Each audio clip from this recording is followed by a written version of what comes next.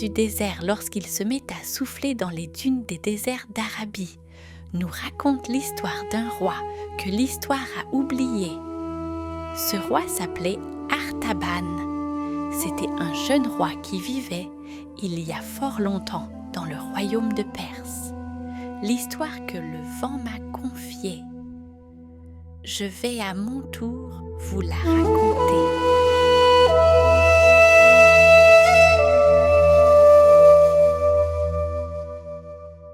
Le ciel d'Orient éclatait en myriades d'étoiles plus belles les unes que les autres. Balthazar, Gaspard Melchior et Artaban étaient sortis sur la terrasse de leur palais et ils ne se lassaient pas de contempler le firmament. Ils savaient qu'un astre nouveau devait apparaître, différent de tous les autres. Un signe céleste qui annoncerait la naissance du Sauveur, promis à tous les hommes.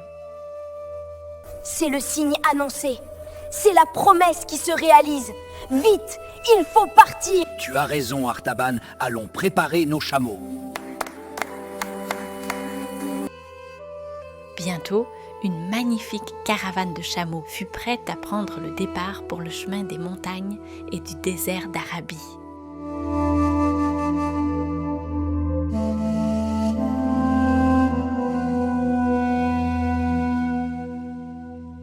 Melchior, la caravane est prête. Il est l'heure de partir.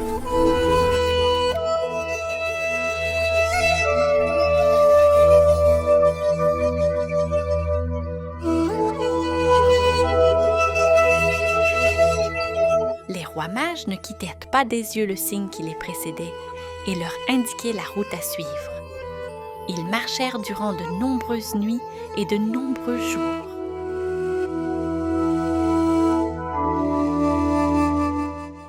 Ils chevauchaient dans le désert sans craindre la chaleur brûlante du soleil, sans souffrir ni de la faim ni de la soif, car ils étaient mus par un idéal qui les poussait en avant. Le soir au bivouac, ils se réunissaient à la faveur de la nuit, laissant la douce fraîcheur nocturne soulager la lourde fatigue du jour. Mes seigneurs, qu'avez-vous prévu d'offrir à l'enfant roi notre sauveur ? Je vais offrir à l'enfant roi de l'or, symbole de la royauté. Moi j'offre de l'encens, car en brûlant, c'est comme une prière qui monte au ciel.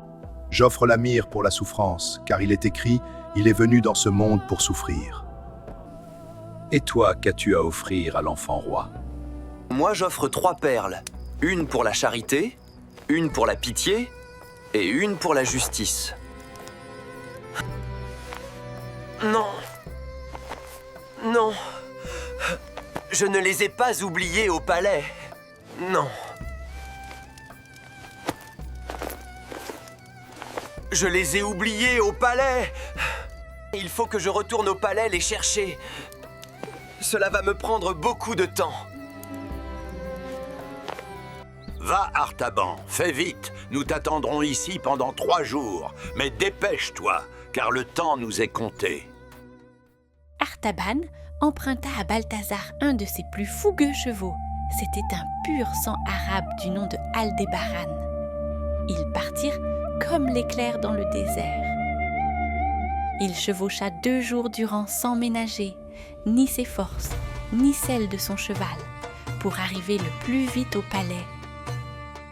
Mais le palais était encore loin et il fallait redoubler d'efforts, car Artaban craignait que les autres rois ne puissent l'attendre. Le 3e jour, une tempête de sable se leva et obscurcit le ciel.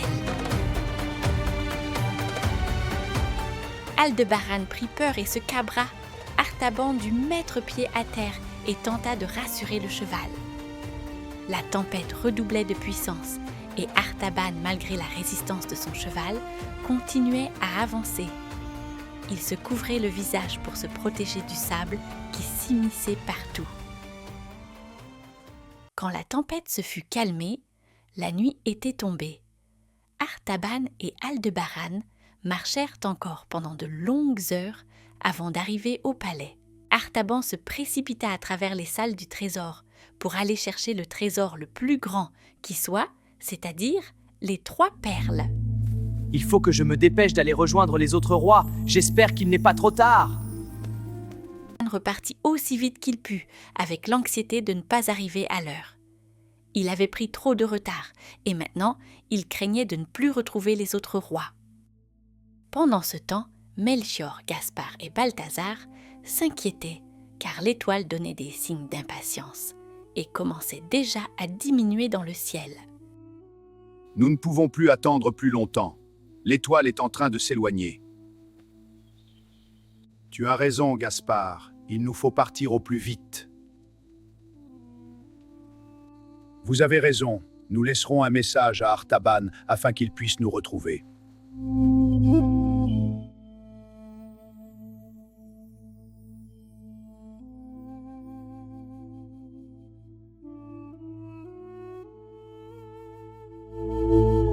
L'étoile les conduisit jusqu'à une ville du nom de Bethléem.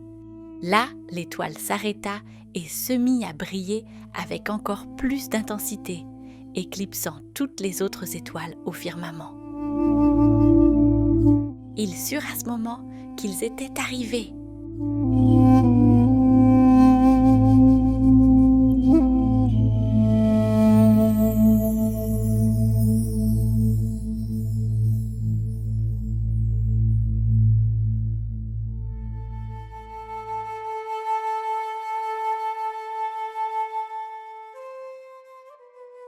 Leur voyage touchait à sa fin.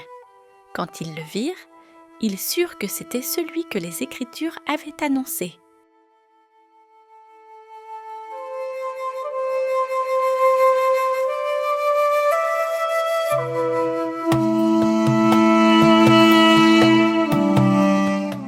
Lorsqu'Artaban arriva au campement, son cœur se serra, car le campement était vide.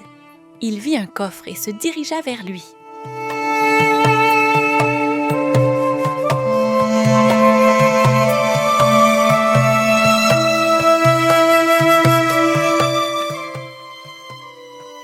Artaban, nous n'avons pas pu t'attendre et avons repris notre chemin.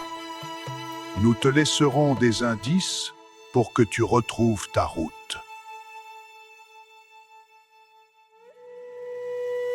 Artaban se remit en route sous les rayons ardents du soleil qui brûlait le désert. Il marchait depuis déjà un très long moment. En soudain, il lui sembla apercevoir quelque chose derrière les dunes. Il força l'allure, car ce qu'il venait de voir était en fait un homme qui gisait par terre au milieu du désert. Artaban s'avança avec précaution, car il était courant que des brigands utilisent de tels stratagèmes pour détrousser les voyageurs. Mais Artaban vit que l'homme était mal en point. Il l'aida à se relever et le fit monter sur son cheval. Artaban était inquiet, car l'homme avait été attaqué par des brigands du désert et il était sérieusement blessé. Il lui fallait trouver de l'aide le plus rapidement possible. Artaban était inquiet. Il pensait « Je vais arriver en retard, mais je ne pouvais pas le laisser ainsi. Dès que j'aurai trouvé de l'aide, je reprendrai ma route. »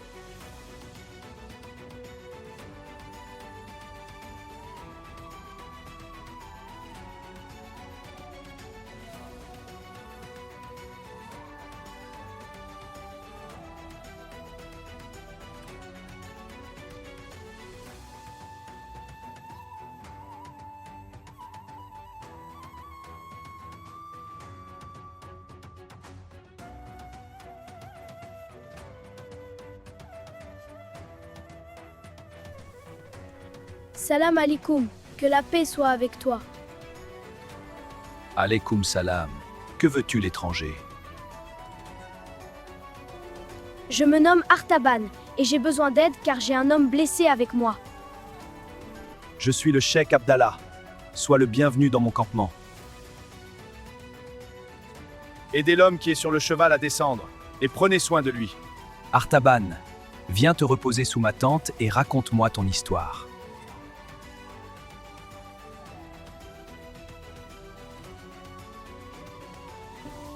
Sois remercié, cheikh Abdallah, pour ton hospitalité.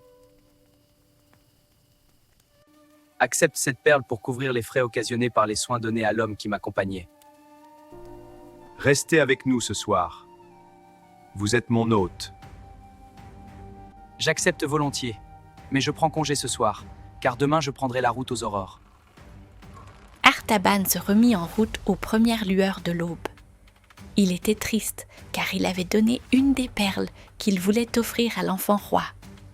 Il avait donné la perle jaune, la perle de la charité.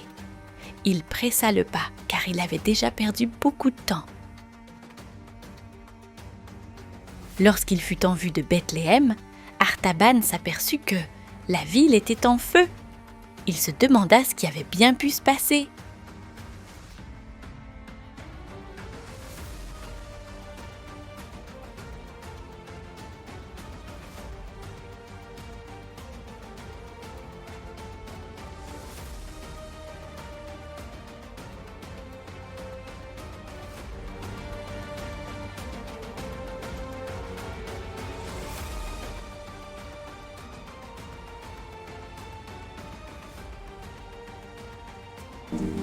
Monseigneur, protégez mon enfant. Ayez pitié.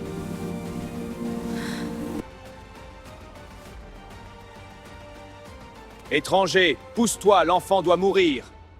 Soldat, épargne la mère et l'enfant. Protège-les et je te donnerai une perle d'une grande valeur en échange. Finalement, pourquoi pas, vu ce que je suis payé? D'accord, je prendrai soin d'eux et je leur ferai quitter la ville. Merci, Monseigneur, soyez béni. Femme, si tu veux vivre, viens avec moi.